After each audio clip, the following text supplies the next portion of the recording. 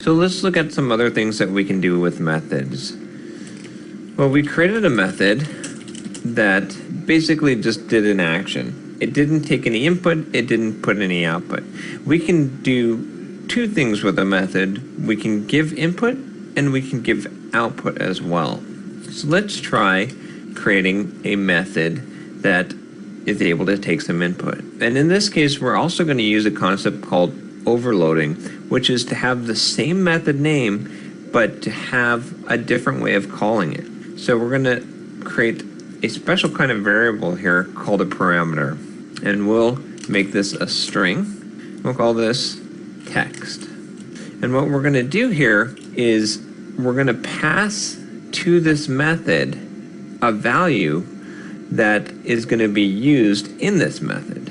So I'll take this system.out.println, and now we're actually going to use this. I'm going to use this text value. So you can see what's going to happen here. If you think about this, we're going to call this method now. We're going to provide a value here, a variable of a string type called text. And then whatever we had passed in here, that's what's going to get printed out. So let's see how we could use this in action. Instead of calling myPrinter.print and not passing anything, let's use the version of this method, the overloaded version, where we take a string. So in this case, I'm going to print hello printer. Now what's going to happen here is that when this print method is called, it's going to take this string that we've passed in. It's going to be set to this variable called text, and then this text is going to be passed into this printing method in order to print it out to the screen. So let's run this and see what happens. You can see the words hello printer were printed out. So now we've actually done something useful. We've created a method on our printer that allows us to put in any text we want and then spit that back out. Now let's look at one other thing that we can do with methods. Let's create a method that will return us the model number. Now this isn't very useful because we know we can just grab the model number just by calling .model number and getting that data out. But when we actually try to hide the data, which is a best practice of creating a class, later on, we're not going to have access to this model number. We're going to need some kind of method in order to do that. So let's go ahead and create that method. So I'm going to do the same thing here, except instead of using void here, we're going to specify a return type. This is the type of data that this method needs to return, which in this case will be a string. And we're going to call this method getModelNumber. And in Java, this kind of method is known as a getter. This is a special kind of method that allows you to get some data from the class. We also have another special kind of method in Java called a setter, which allows you to set data on a class. So let's look at how we would implement this method. What we can do here is we use a keyword called return, and this is going to return whatever comes after this return keyword. In this case, we want to return the model number. So now you can see that what our method is going to do is when this is called, it's going to just return a string that is the model number. Now we can actually assign whatever comes back from here to a variable. Let me show you how we can do this. So I'll get rid of this line here, and we'll create a new variable of type string called the model number. And then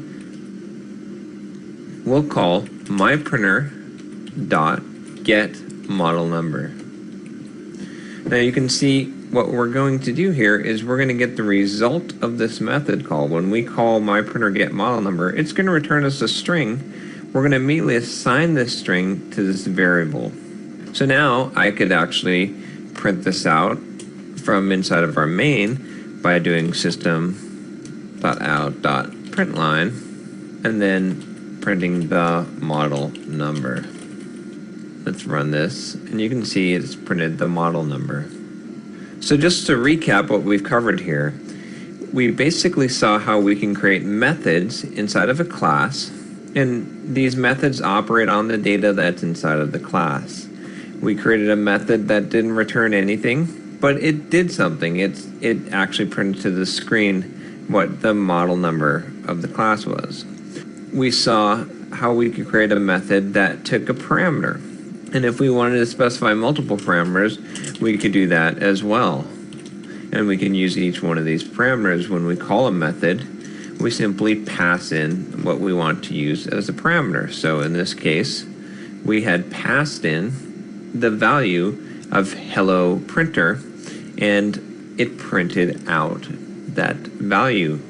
Then we also saw how we could create a method that could return a value, and we use this return keyword to return a value back, and we return the data that was part of our class or part of our object. So now let's talk about another important concept, important part of creating a class. This is the initialization of that class, or setting up some initial data. And what we call that is a constructor. In Java, we use the constructor to set up our class, or to construct our object from our class.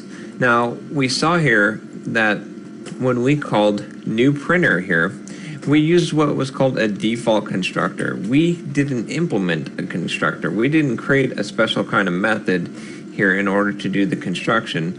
By default, Java will automatically give this to you, and it will just create an instance of your class, an object from your class, and it won't do anything in addition to that.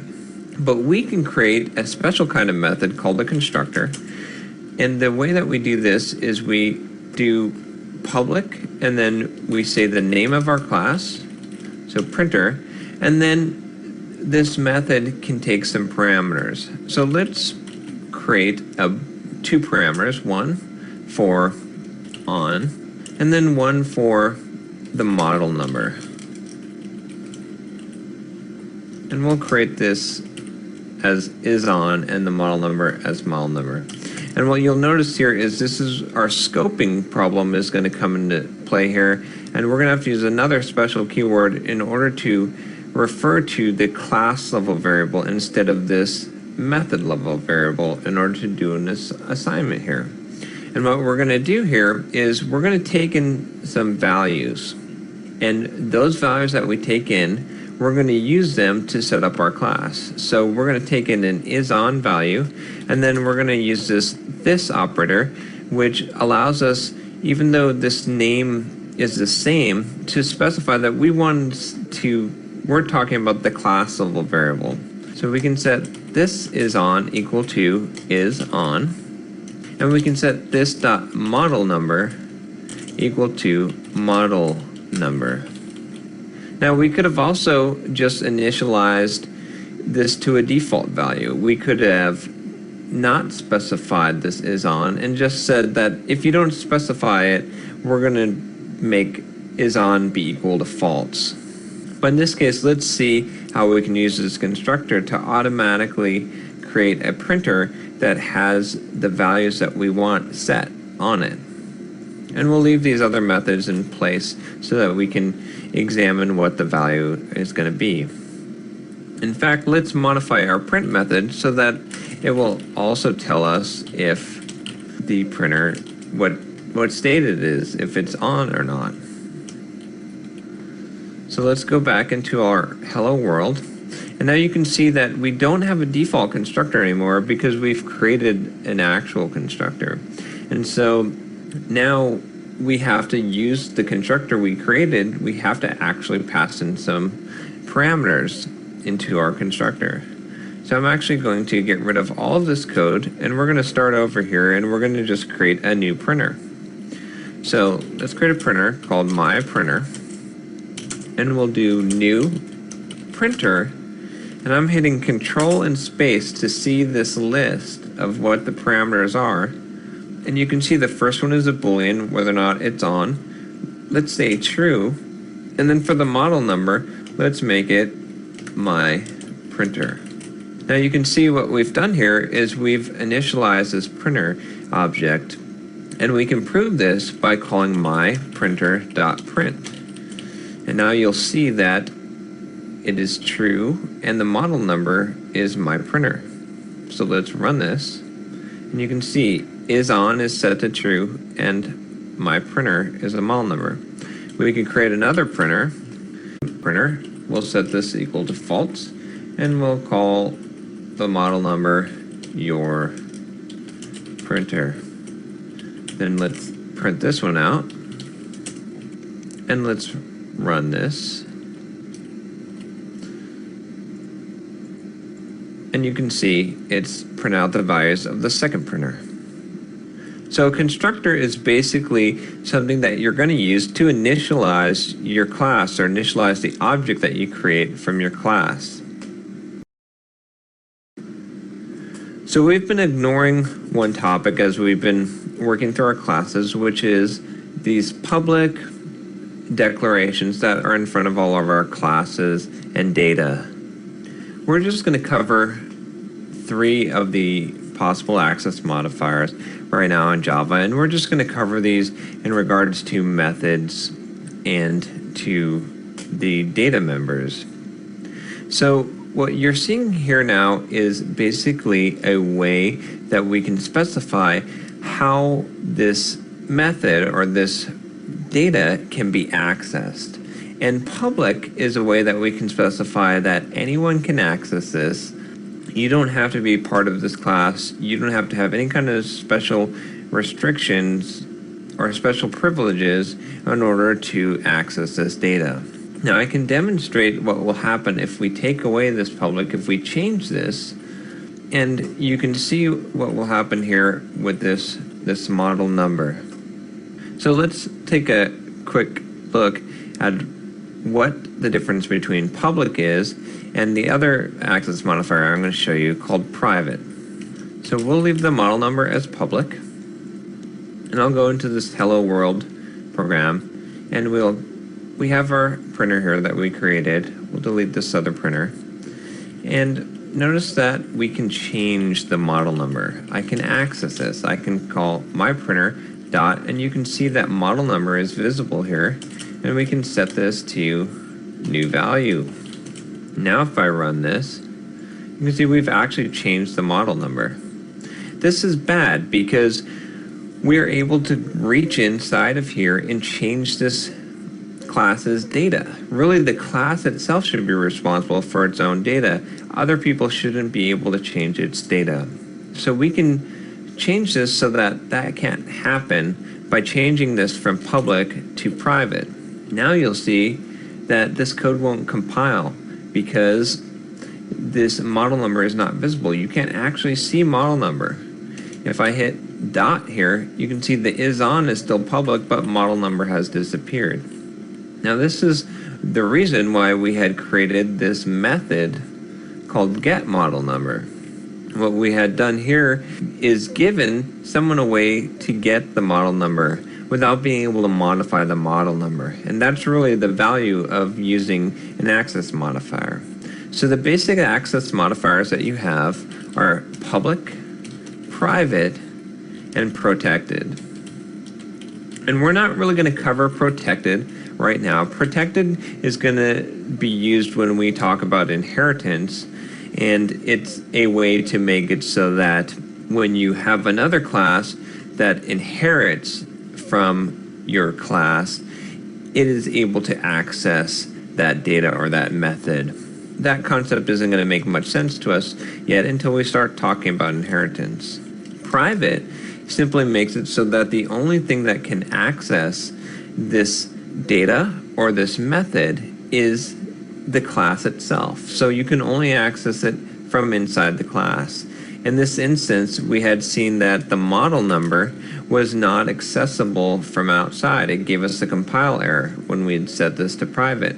But you can see here that we're accessing the model number and changing it inside of our class. We don't get an error here.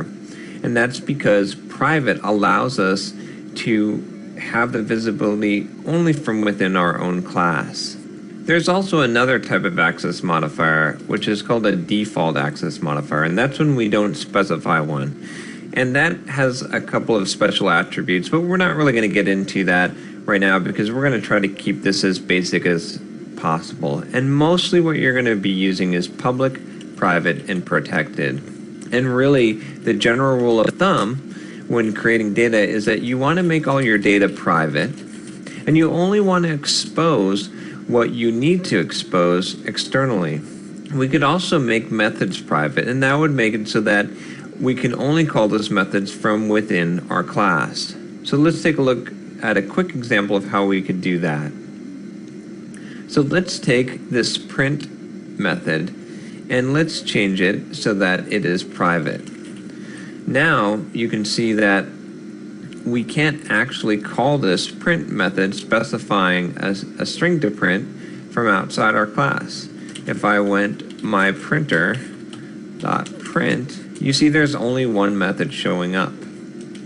But I could call this print method that takes a string inside of our class. So for example, in our print method here, we could call the other print method and pass in a string. Now what will happen is it will print out the isOn value, the model number, and then it'll print I can call this. So let's go ahead and run that and see what happens. You can see here that when we've called print, it's called I can call this. So really an access modifier is a way to lock down your data or to expose your data in your classes.